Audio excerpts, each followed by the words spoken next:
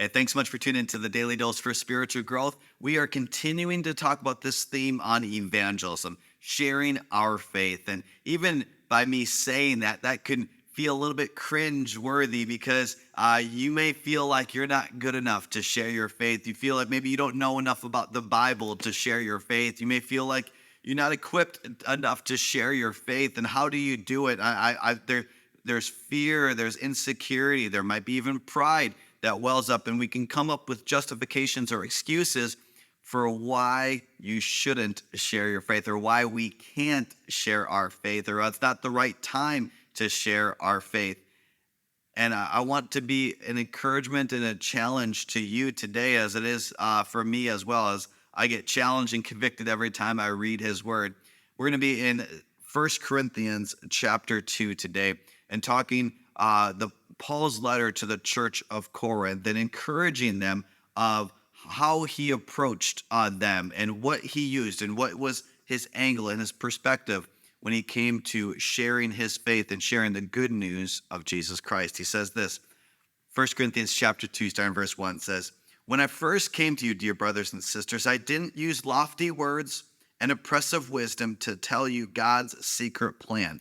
Again, sometimes we can think that we need to have more knowledge so then that way we can go out and share because we just need to have more knowledge. What if we get stuck? What if we don't know what to say?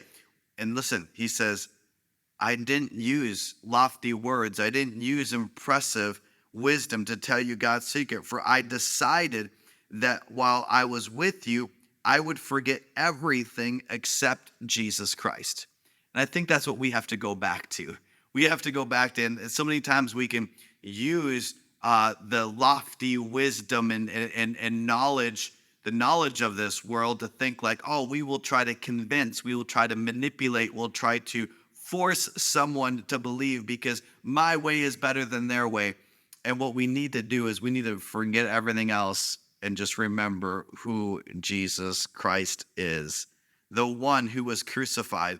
Verse 3, I came to you in weakness, timid and trembling, and my message and my preaching were very plain.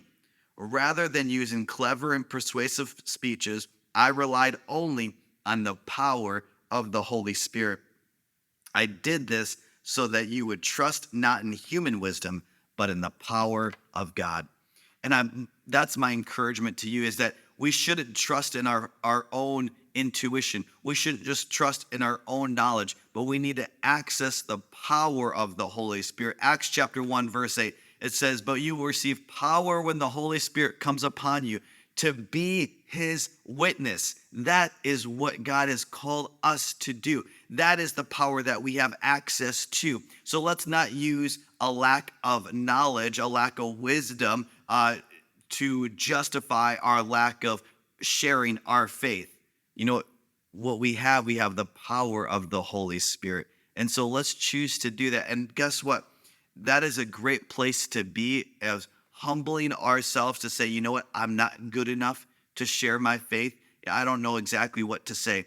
It is amazing when you are in an environment, when you make yourself available, where God uses you and uses your mouth to use it as his words to speak of his love and goodness and grace. I mean, I've been in environments, not because I'm a pastor, not because, I've just tried to make myself available to be used by him.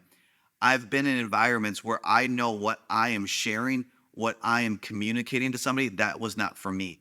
That was from a divine encounter with the power of the Holy Spirit. And I was just available to be used by him, to be his mouthpiece. So my encouragement today is, would you choose to be available to be his mouthpiece today?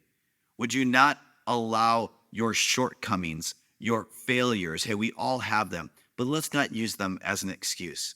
Let us understand our shortcomings and access the power of the Holy Spirit and allow other people to see that power, not the power that we have on our own, but the power we have access to, the power of the Holy Spirit. May people see that in you as you choose to make yourself available for him today. Hey, thanks so much for tuning in. Make sure you tune in tomorrow for the Daily Dose for spiritual growth.